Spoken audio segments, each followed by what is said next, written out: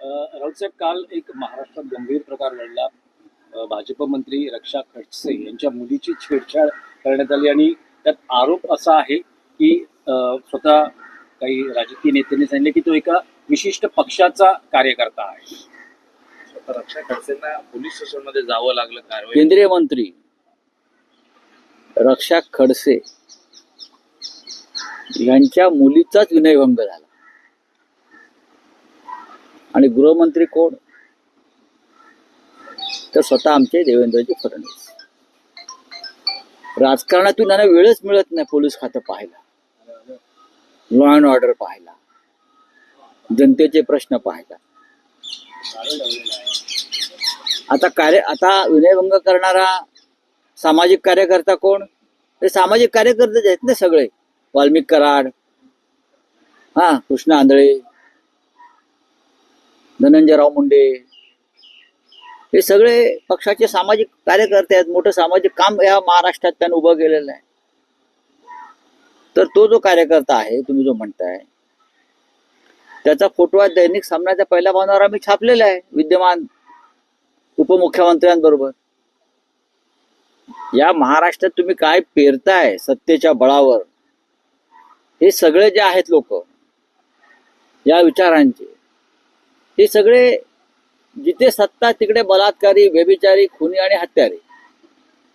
जिथे सत्ता आहे तिकडे. आता काल ठाण्यामध्ये आम्ही गेलो, आमच्या गाड्या आणायचा प्रयत्न केला या गुंडांनी. आनंद दिघे साहेबांच्या कालच्या, आता तो एकनाथ शिंदेने आपल्या नावावर करून घेतला प्रॉपर्टी. ती प्रॉपर्टी काढवते, आपलं नाव टाकलं त्यांनी. आमच्या गाड्या अडवतात, आमच्यावरती तिकडे हल्ला करण्याचा प्रयत्न करत होते. पोलिसांनी तिथे बिचाऱ्यांनी चांगला बंदोबस्त ठेवला. त्यानंतर आम्ही माननीय दिघे साहेबांना पुष्पहार अर्पण केला, त्यांना एक शाल अर्पण केली. आमची पाठ वळता जे गुंड, हे असेच जे रक्षा खडसेंच्या बाबतीत झालं तिकडे, ते त्याच विकृतीचे गुंड आहे. तो हार त्यांनी तिथून रस्त्यावर फेकला, शाल रस्त्यावर फेकल्या. दिघे साहेबांचा अपमान नाही. माननीय धर्मवीर आनंद दिघेंचं नाव घेताना गुरुवर्य गुरुवर्य गुरुवर्य, तुम्ही त्यांच्या गळ्यातला हा रस्त्यावर फेकून तुडवता, फेकून देता शाल. हे काल राज्याच्या जनतेने पाहिलं. तीच प्रवृत्ती केंद्रीय मंत्री रक्षा खडसे यांच्या मुलीचा विनयभंग करणारी, ती प्रवृत्ती, तोच पक्ष आणि त्याच पक्षाचे महान सामाजिक कार्यकर्ते हे महाराष्ट्र घडवणार आहेत. हे बाळासाहेब ठाकरेंच्या विचारांचे वारसदार, बरं का. हे जसा त्यांचा नेता तशी त्यांची खालची ही पोरं बाळ सगळी, ही टपोरी चिल्लर. या महाराष्ट्रामध्ये यांचा चोख बंदोबस्त केला पाहिजे देवेंद्र फडणवीस यांनी, गृहमंत्र्यांनी. ही त्यांच्यावर जबाबदारी. तुमच्या केंद्रीय मंत्र्यांची जर मुलगी सुरक्षित नसेल तर या राज्यामधल्या सामान्य घरातल्या लेकी बाळींची काय परिस्थिती आहे? नुसतं लाडकी बहीण, लाडकी बहीण, लाडकी बहीण, लाडका भाऊ, लाडका भाऊ, हे असं नुसतं खुळखुळे वाजवून फार काळ तुम्हाला इथे राहता येणार नाही.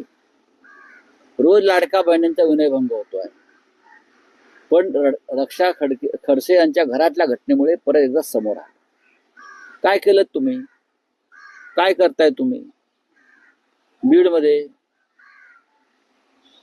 काय चाललंय? ती ज्यांचा खून झालाय ते मुंडे आहेत, त्यांची मुलगी आणि पत्नी परत आता उपोषणाला बसतायत. ती तुमची लाडकी बहीण नाही, त्यांची मुलगी. ही आहे राज्याची स्थिती आहे. विधानसभेमध्ये सगळे प्रश्न येतात.